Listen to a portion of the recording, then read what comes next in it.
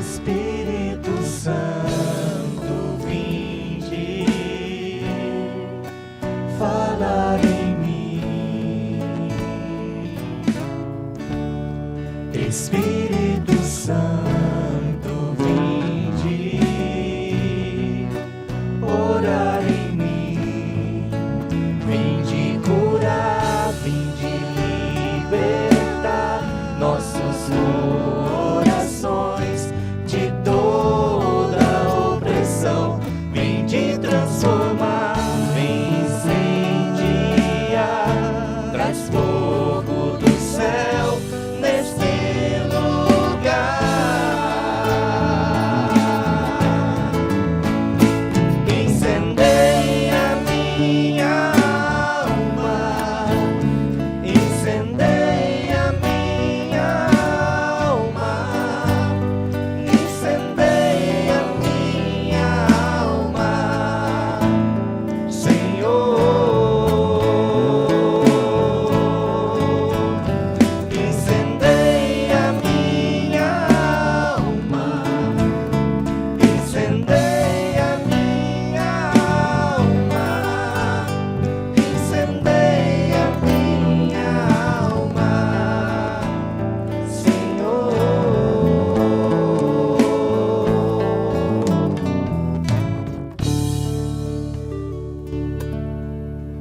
Queridas irmãs, queridos irmãos, presentes aqui na Igreja Matriz de Campinas, Santuário Nossa Senhora do Perpétuo Socorro, nosso fraterno abraço a todos vocês também que rezam conosco pelas redes sociais de Matriz de Campinas. Nós estamos aqui nesta noite, reunidos na fé, acolhendo um grupo de jovens e adultos que se dispuseram a fazer uma caminhada na preparação para receber os 3 sacramentos iniciais da vida cristã. Nós parabenizamos aí a Aninha, que é a coordenadora da catequese, os catequistas que se dispõem a fazer essa caminhada com vocês. Que bom vocês aproveitarem a oportunidade, certamente por um motivo ou outro, não tiveram a oportunidade de receber esses sacramentos quando menores, mais pequenos, né? Mas nunca é tarde. Aliás, um dia pode ser tarde demais, né?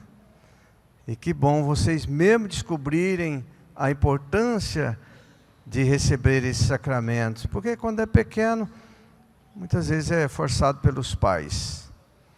Mas o nosso desejo é que vocês, recebendo esses sacramentos, sintam no coração de vocês a força de Jesus que vocês vão ouvir falar muito nessa preparação de 6 ou 8 meses, parece, né?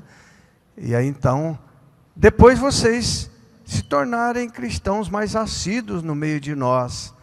Porém, Pará, Tocantins, Mato Grosso, Brasília, Trindade, sempre eu me voltei para o grupo do compromisso e dizendo: olha, não adianta nada vocês fazerem todo esse encontro com essa alegria toda no coração e depois sumirem da igreja. Se muitos de vocês sumirem da igreja, é sinal que não está entendendo o que é ser cristãos. Então, aí eu me lembro daquele jovem que chega para Jesus às carreiras, preocupado com a sua vida, e fala: ô Senhor, o que eu devo fazer para entrar no céu? Jesus pergunta: você tem observado os mandamentos da lei de Deus? Desde criança. Jesus falou: mas ainda falta uma coisa para você. Você é bem de situação, vai, vende tudo que você tem, distribui para os pobres e vem me seguir. Aí diz que o jovem virou as costas triste e saiu andando de cabeça baixa. E Jesus olhou para os discípulos: está vendo? Como é difícil um rico entrar no céu. É mais fácil um camelo passar por fundo da agulha do que o rico entrar no céu. Bom, com isso Jesus quer dizer que todos nós temos a oportunidade de merecer a salvação. Por isso Jesus morreu para nos salvar. Agora, o problema é a pessoa se apegar ciosamente às coisas do mundo, às pessoas, seus bens, os seus pertences, ao celular, e deixar Deus descartado de lado. Ó, caros jovens, nós vivemos num mundo complicado. Só consegue viver respirando melhor e sendo feliz quem é capaz de abrir mão de muita coisa. Nós não precisamos de muita coisa para ser feliz. Estou careca de saber. Se nós cultivamos no coração o amor ao próximo e a Deus, se nós achamos tempo para vir à igreja celebrar a nossa fé, recebendo a palavra de Deus no coração, a Eucaristia, pronto, nossa vida vai se transformando. Claro, caso contrário, nós vamos nos tornando escravos de muita coisa, principalmente do celular. Quantos jovens que estão aí apavorados, desnorteados, perdidos, porque entra nos vícios com facilidade, vendo tudo quanto é coisa ruim que tem. Então, a internet traz coisa boa, né? É o progresso que tem seu lado oposto também, seu lado obscuro. Bom, a palavra de Deus hoje quer nos ajudar a entender a origem do mal. Muitas vezes nós nos questionamos e ficamos questionando o próprio Deus. Ô Senhor, mas o Senhor é Deus, por que o Senhor permitiu que Jesus morresse de uma morte tão cruel assim? Ô Deus, por que o Senhor permite tanta gente passar fome, dormir ao relento na rua? Por que o Senhor permite uns ricos demais e a maioria pobre e tanta gente vivendo de resto? Porque, Senhor, esses porquês que nós dirigimos a Deus precisam ser trabalhados no nosso coração. Porque não é culpa de Deus, é culpa do ser humano. É culpa das escolhas que a gente vai fazendo pela vida fora. Jesus veio com a missão de salvar. Ele não quer condenar ninguém. Somos nós, pelo mau uso da liberdade, pelas escolhas mal feitas, que vamos construindo ou a nossa vida feliz na direção da salvação, ou a nossa vida infeliz na direção da perdição. Primeira leitura, o escritor sagrado tenta fazer uma reflexão, ajudando o povo da antiguidade, a todos nós entender que todo mal inicia com o pecado. Todo mal inicia com o pecado. E tentando achar os culpados, muitas vezes nós procuramos tirar o corpo fora. Viu lá? Claro que você não vai acreditar que foi daquele jeitinho mesmo, né? Deus pergunta a Adão, cadê você? Aí ele respondeu lá escondido, eu tive medo, me senti despido e escondi. E Deus fala, mas por que você fez o que não deveria ter sido? Por que você fez o que não deveria fazer? Foi culpa da Eva. Aí foi cobrar da Eva, por que você fez ele errar? É culpa da serpente. Pronto. Cada um tirando o corpo fora, fazer igual uma vez um homem. Padre, eu traí minha mulher, mas eu não sou culpado não, viu padre? Foi o demônio. Falei, que diacho de demônio? Demônio no canto dele lá, foi falta de esforço, falta de determinação, falta de amor. Quem ama não trai, quem ama é fiel, quem ama procura construir uma família feliz. Bom, aí nós vemos então, cada um jogando a culpa no outro, e no final, Deus dá uma pista de esperança quando ele diz, a mulher esmagará a cabeça da serpente e ela andará a vida toda rastejando e comendo o pó. Então Deus deu um castigo para a serpente, né? Claro que isso é de maneira figurada, né? Só para a gente entender que nós não podemos, nós temos que assumir nossos erros. Eu errei, então pronto. Quando eu aponto o dedo para os outros, é fácil acusar. Quando eu aponto o dedo para os outros, eu esqueço que tem outros faltado para mim. Então, nós somos convidados a fazer exame de consciência. E aí, a confissão é um grande meio que Jesus deixou, né, para a gente tocar o dedo na ferida. Como é difícil tocar o dedo na ferida, né? Confessar é como se a gente estivesse vendo no espelho e olhando. Tem gente que dá até volta do espelho. Credo, eu estou tão gordo, estou tão esquisito. Fazer igual a mulher um dia lá no vídeo, deitado de costa com a balança, com a balancinha nos pés.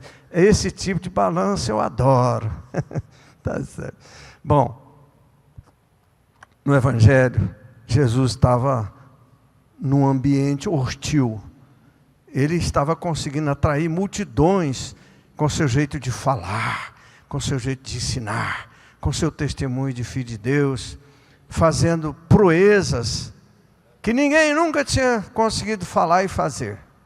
Então os doutores da lei não quiseram aceitá-lo como filho de Deus.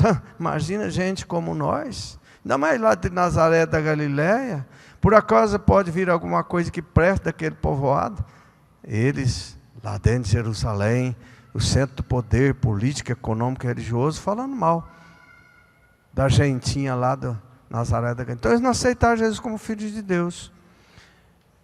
Mas acontece que eles estavam de olho em Jesus, porque nunca eles tinham visto e ouvido tanta coisa daquele jeito. E o povão seduzido. E o povão estava se afastando do templo de Jerusalém, porque lá se transformou num centro comercial. Deixou de ser a casa do povo de Deus, a casa de oração, a casa de encontro fraterno. Perdeu o sentido. Tanto é que Jesus depois falou, não vai ficar pedra sobre isso aqui. Dito e feito, 70 anos depois, está lá hoje, foi tudo destruído, está lá hoje o Muro da Lamentação. Já ouviu falar no Muro da Lamentação? Acessa na internet, eles ficam lá. Dizem que vivem a vida lamentando, porque nunca mais deram construir outro santuário. Está lá a maquete, bonita, no alto, mas o que adianta? Bom, Jesus está num ambiente hostil. Ele enfrenta duas situações ali. Primeiro, os doutores da lei, que vendo que Jesus estava expulsando muitos males das pessoas, eles chegam a fazer uma acusação terrível, dizendo que Jesus estava endemoniado. Um endemoniado expulsando os demônios. Imagina, com o espírito de Satanás, expulsando Satanás. E Jesus fica angustiado com aquilo e fala, olha, como pode o mal expulsar o mal? E aí ele fala, todo pecado tem perdão, mas o pecado contra o Espírito Santo não tem perdão. Quer dizer, acusando Jesus de um endemoniado. E depois chega lá a família de Jesus querendo vê-lo, porque de tanta notícia que estava chegando lá em Nazaré, sobre Jesus, que Jesus não estava tendo nem tempo para comer direito com os discípulos, São Marcos narra isso aí, né? Então eles falaram, Jesus agora ficou louco, está fraco da cabeça, está com problema mental, e foram lá, querendo arrancar Jesus do meio do povo, e levar de volta. Aí chega alguém, Jesus, a sua mãe e seus irmãos estão lá fora. Jesus deu a impressão que Jesus não estava nem aí para a família dele. Mas não é isso.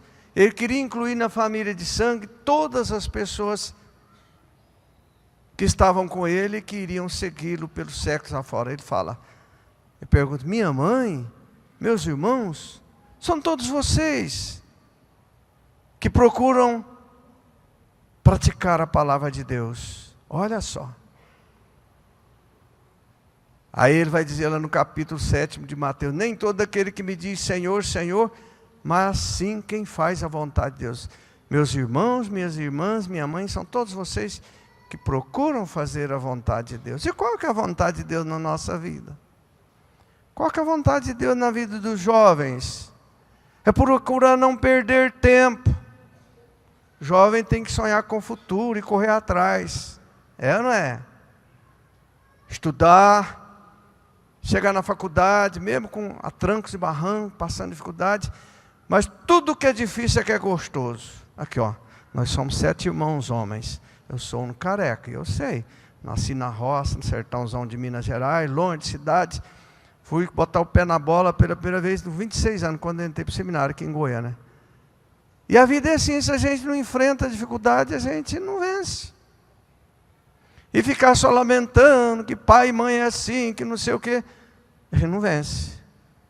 Tem que saber entender, compreender a situação deles, perdoá-los e olhar para frente. E não querer ser cerco de pai e mãe que não corresponde para valer a esse papel belíssimo que é de gerar e cuidar da vida. Se você não concorda, é só procurar ser diferente. Construir uma boa família. Tempo de namoro não é tempo de sexo, é de ficar de olho. E tentar descobrir, é a pessoa certa para me ajudar a formar minha família? Não é. Hoje, quantos jovens ajuntam as trouxas de qualquer jeito e começam a morar juntos, sem um pingo de preparação. E hoje, sabe, hoje quase ninguém namora mais, né? Fala é ficar. Então tem que ter cuidado, porque a vida é muito mais do que sexo.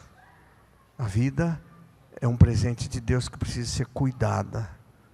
E só vive quem realmente procura se esforçar. Na segunda leitura, São Paulo fala das dificuldades que nós enfrentamos para vencer na vida. Ele, ninguém melhor do que ele, porque ele foi um perdido. Aliás, perdido não. Ele era famoso, era chefe dos fariseus, era aplaudido, ele tinha fama, ele ganhava bem, era admirado. De repente, precisou ficar cego para enxergar que estava caminhando para a maldição. E na cegueira dele, ele se converteu. E depois fez isso aqui para convencer os cristãos que agora ele não era mais o Saulo, era o Paulo convertido. E ele então vai lá para o meio dos gentios, os pagãos, e faz proeza lá contando o passado dele para o povo. Falando desse processo dolorido, que custou caro para ele, que ele abriu mão de tudo, por causa de Jesus Cristo.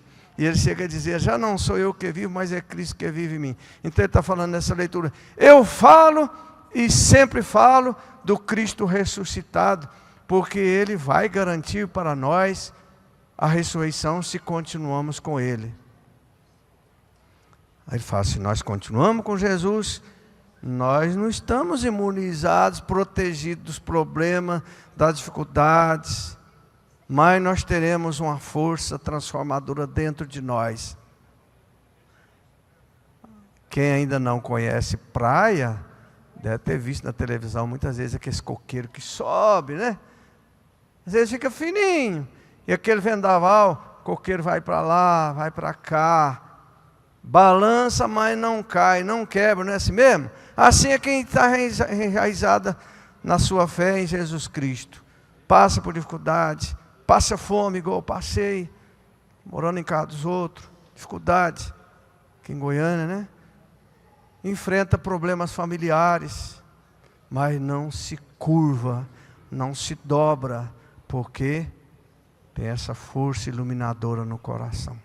Que Deus nos abençoe, que Deus nos ajude, que Nossa Senhora lá do céu, olhando para vocês, jovens, para todos nós, com certeza ela tem muita coisa a nos ensinar. Está aí, celebramos nesse mês São João Batista, São Pedro, Santo Antônio e São Paulo, 4 grandes homens que abriram mão de tanta coisa para seguir Jesus Cristo, doando sua vida. Está aí agora o Carlos Acuti, eu vou falar nele, grande jovem Carlos Acuti. Procura acessar na internet. Carlo Acuti é um italiano que adquiriu um amor profundo pela Eucaristia, pela Palavra de Deus. Uma vez chamaram ele, quiseram patrocinar a ida dele a Jerusalém. Ele falou, não preciso, eu já tenho Jesus dentro do meu coração, não adianta eu ver lá marcas do passado, eu quero o presente que é Jesus na nossa vida. E ele agora, muito admirado pela juventude, que está descobrindo Deus na vida, o Papa está já falando que dentro em breve ele será levado ao altar, vai ser santificado como exemplo de vida, principalmente para a juventude, para nunca deixar se levar pelas ondas do mundo, e nem deixar se engolir pelas ideologias, pelo mal que o mundo semeia. Vamos fechar nossos olhos um pouquinho, buscar no coração de Jesus Cristo essa força transformadora que tanto precisamos. E pedir a Nossa Senhora, que foi jovem, foi desafiada logo muito cedo para ser a mãe de Salvador, desafiadora, foi desafiada, foi um convite desafiador, porque ela sabia que toda pessoa, toda mulher que aparecesse grávida sem ter marido, era condenada, assassinada em praça pública.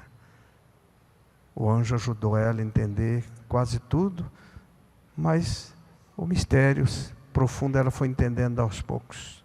Deus colocou José para ajudá-la nesse processo de geração do filho, pelo Espírito Santo, e protegê-lo.